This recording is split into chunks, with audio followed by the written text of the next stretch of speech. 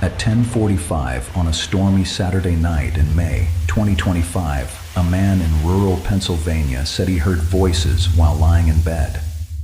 By the next day, the report claims his phone was still on the mattress, his dog was trapped in the room, and he was miles away, barefoot, with injuries on his feet. But no public police record confirms that he disappeared. This is not a verified alien abduction. It is a case built from 2 UFO reports, 10 photographs, and a sequence of claims that become stranger and less certain the closer we examine them. Tonight, the compass points towards something unexplained. Shermans Dale is a small, unincorporated community in Perry County, Pennsylvania, surrounded by wooded ridges, farms, and roads that go dark quickly after sunset. The name Shermans Dale disappearance sounds official. It is not. We found no police case or missing person bulletin bearing that title. The public record begins with the National UFO Reporting Center, a private organization that collects accounts from the public. Its first entry was filed on May 6th, 3 days after the reported event. The witness is identified only as Scott.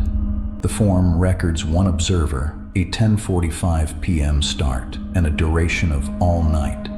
It flags missing time, possible abduction, body marks, and an animal reaction. Those labels tell us what was reported, not what occurred. According to the narrative, Scott was in bed trying to sleep when he heard what he interpreted as telepathic voices. The account then moves through vivid scenes, green beings, hostile tusked figures, a distorted outdoor environment, a truck, and transport. The story has no continuous, verifiable timeline. It ends with Scott becoming aware, barefoot, at an unnamed business miles from home. An unidentified stranger allegedly drove him back. The report says Scott's mother found him missing, with his phone on the bed and his dog shut inside the room, but the page lists only one observer. There is no separate statement from the mother, no name for the driver or business, and no route, return time, surveillance, phone location record, or police case number. This distinction matters. We can confirm that the disappearance was reported. We cannot confirm from the published record that Scott was physically missing, where he traveled, or how he returned. At nearby Harrisburg airports, official observations around 10:45 recorded rain, mist, thunderstorms, lightning, and broken or overcast cloud. The stations were not at the house, but they establish a stormy regional setting.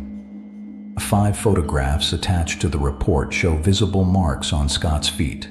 The images are unsettling because they are physical. They are also limited.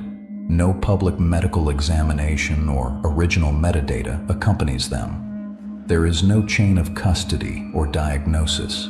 The photographs show that marks were present when the pictures were made. They cannot reveal whether the cause was barefoot walking, an earlier injury, or anything extraordinary.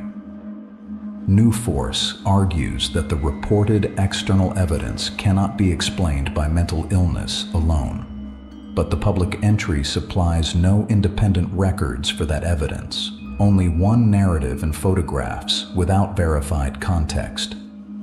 So the physical case is narrower than it first appears. Visible footmarks, an alleged absence, and an alleged return from an unidentified place. 4 days later, a second report was filed by Scott's mother. She said that at 2:49 a.m. on May 7th, she stepped onto a patio and saw a bright white light through woods to the west. The form estimates a direction of 255 degrees, an elevation of 22 degrees, and a distance of 400 yards. The original narrative says the light was monitored from around 3 until 5. At about 5:06, it disappeared. In the growing dawn, she and her husband reportedly saw a bright orb near another house. The photographs show luminous patches through trees, then an overexposed point in a blue morning sky. Without measured distance or continuous video, a bright point can look large or close. A later investigator note says the first light was visible for only a few moments, not 2 hours, and gives uncertain timing for a second object. The page does not reconcile those versions.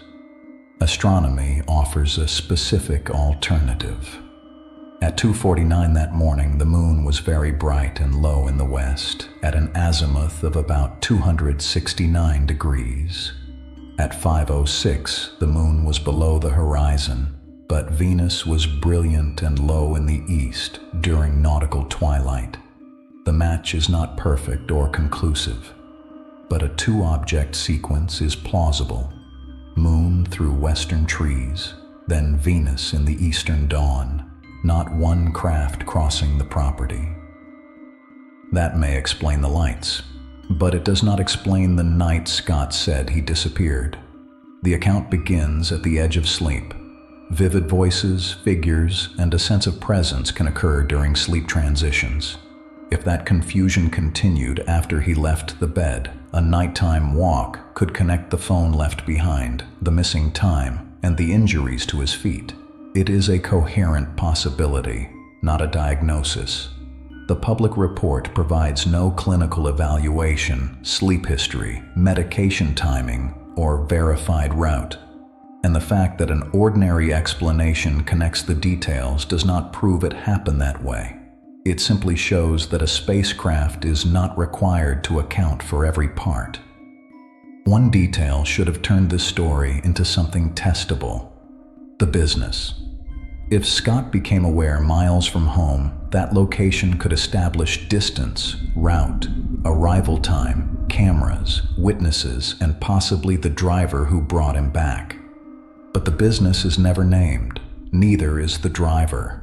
That omission removes the one part of the account that could separate a terrifying personal experience from a documented disappearance.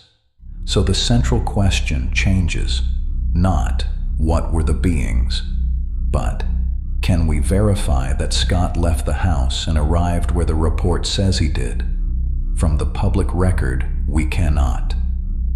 That does not mean Scott fabricated his experience. A person can describe something sincerely and still misunderstand its cause. Nor does the lack of a public record prove that nothing happened. It sets a boundary around what this case can honestly become. A terrifying account was submitted. Marks on his feet were photographed, but the journey between his bed and that unnamed business remains a story without an independently verified middle. Until that middle is found, Shermans Dale is not a confirmed alien abduction. It is an experience searching for evidence. So what do you think happened during those missing hours? A sleep-related episode? A memory reconstructed afterward? Or an event the available evidence still cannot explain? Tell us which single piece of evidence would change your conclusion. Until then, the compass stops here. Subscribe to Misterium and follow the needle into the unknown.